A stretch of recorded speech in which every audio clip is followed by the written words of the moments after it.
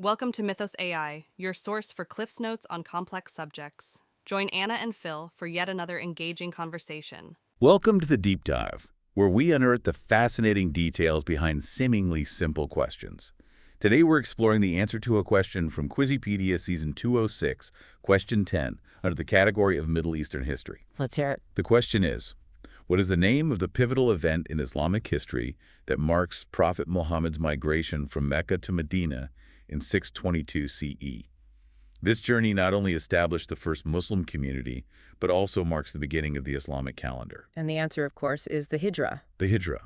It might seem like a simple migration on the surface, but as you delve deeper, you begin to understand its profound impact on Islamic history. It's much more than a geographical relocation. To fully grasp the significance of the Hijra, we must first understand the context in which it occurred, the persecution faced by early Muslims in Mecca. So let's transport ourselves back to early 7th century Mecca.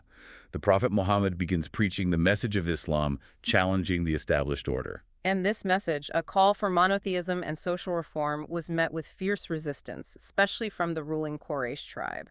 Why was Islam seen as such a threat by the Quraysh? Their entire social structure, their economic interests, even their traditional beliefs were deeply intertwined with the existing polytheistic system. Islam, with its emphasis on one God and social equality, directly challenged their dominance and challenged their way of life. So this wasn't just a difference of opinion. This resistance quickly escalated to something far more serious. Absolutely. The Quraysh's opposition intensified from initial skepticism to active discrimination.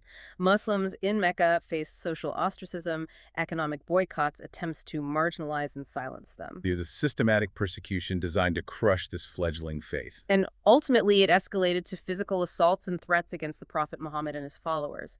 Their lives were in danger. It became increasingly clear that to survive, let alone thrive, Islam needed a different path. But that path led them to Medina.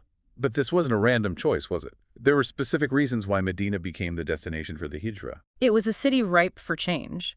The people of Yathrib, soon to be known as Medina, had heard of Muhammad's reputation. He was known for his wisdom, his fairness, his ability to mediate disputes. They saw him as a potential solution to their own internal conflicts. So they extended an invitation. Precisely. They sought Muhammad's leadership not just as a religious figure, but as a mediator, a unifier. This invitation completely changes the narrative of the Hijra. It's not just an escape from persecution, it's a chance to build something new. Exactly. The Hijra becomes a pivotal turning point, marking a transition from a persecuted group to a community poised to establish a new social order. But before they could build this new society, they had a journey to undertake. And when we talk about the journey of the Hijra, it wasn't exactly a simple trip, was it? Not at all. It was a perilous 200-mile trek through treacherous desert terrain under constant threat. The Quraysh were determined to stop them, and Muhammad and his followers had to employ secrecy and strategic planning every step of the way. What kind of dangers did they face? The harsh desert environment itself was a challenge: heat, lack of water, difficult terrain. On top of that, they were pursued by the Quraysh, who wanted to prevent their escape. This meant covert movements, alternate routes, and constant vigilance. The success of the Hijra hinged on outsmarting and evading their pursuers. Imagine the mental and physical fortitude required to undertake such a journey, with the very survival of your faith hanging in the balance. Their commitment, their unwavering belief in the face of such adversity is remarkable.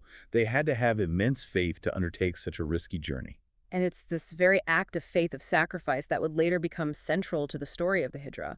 It wasn't just a journey to a new location. It was a journey of faith, a testament to their commitment to a higher purpose. So they finally arrive in Medina, exhausted, but I imagine incredibly relieved. What happens next? How do they go from a group of travelers to a functioning community? This is where the story of the Hijra truly becomes fascinating. It's not just about reaching a destination, it's about what they built once they arrived. Medina transforms from a safe haven into a laboratory for a new kind of society. And at the heart of this new society, quite literally, was the mosque. But it wasn't just a place of worship, was it? It was far more than that. The mosque in Medina became the epicenter of this emerging community. Of course, it was a place for prayer, but it was also a space for governance, for education, for community gatherings, even for strategic planning. Think of it as the central nervous system of this new society, a physical manifestation of their shared beliefs and aspirations. It's fascinating how the mosque transcended its purely religious function to become this multifaceted hub. It speaks to the holistic nature of Islam, how faith permeates every aspect of life, from personal conduct to social interactions to governance.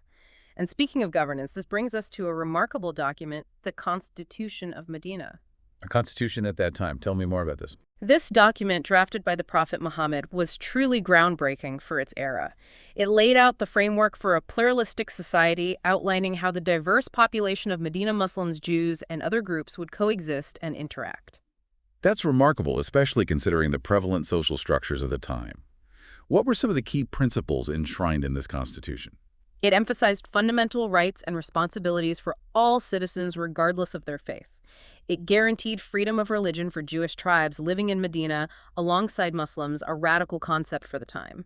It established mutual defense pacts, showcasing their commitment to collective security, and it laid out laws for trade interaction and justice, ensuring fairness for all.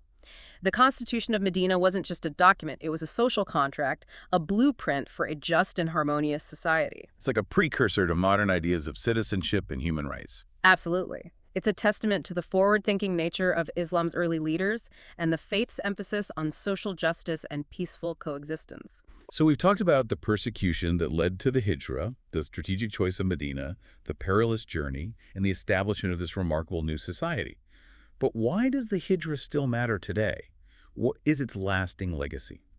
The Hijra's significance reverberates through time on multiple levels. It represents a turning point, a transition from a scattered group facing persecution to a structured community capable not only of surviving but thriving. It embodies the principles of sacrifice, determination, and faith in the face of adversity, values that resonate deeply with Muslims even today. It's a powerful story of resilience and community. Precisely. It underscores the Islamic principle of putting faith above worldly possessions, the willingness to leave behind comfort and familiarity for something greater.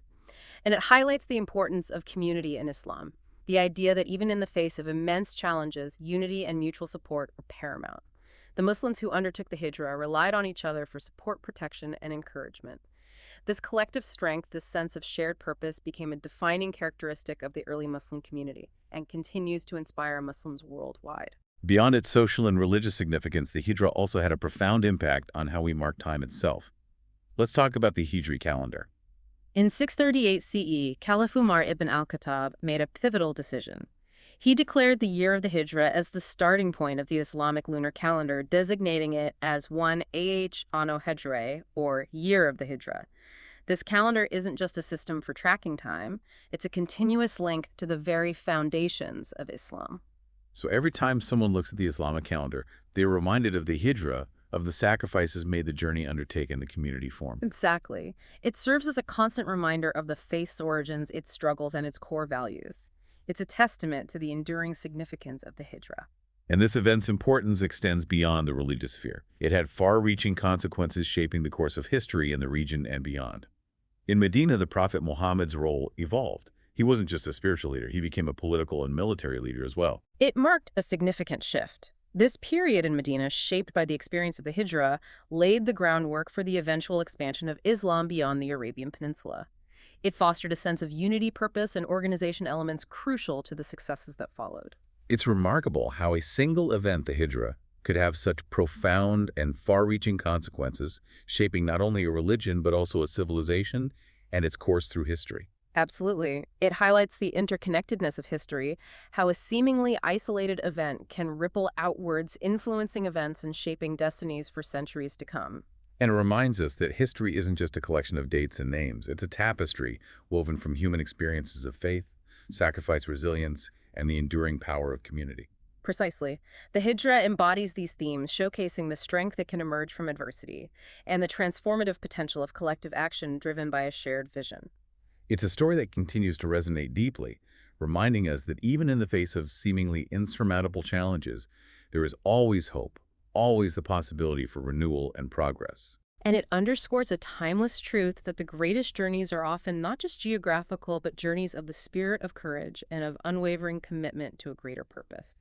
The story of the Hijra invites us to reflect on our own journeys, the challenges we face, the sacrifices we make, and the values that guide us. It encourages us to consider how we too can contribute to building a better, more just, and compassionate world, drawing inspiration from the legacy of the Hijra and the enduring values it represents.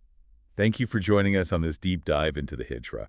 It's a story that continues to offer profound insights and inspiration, reminding us of the power of faith, the importance of community, and the enduring legacy of one of history's most pivotal events. Thanks for listening to Mythos AI. Stay tuned for more concise insights. And remember to hit the like button and subscribe for future episodes.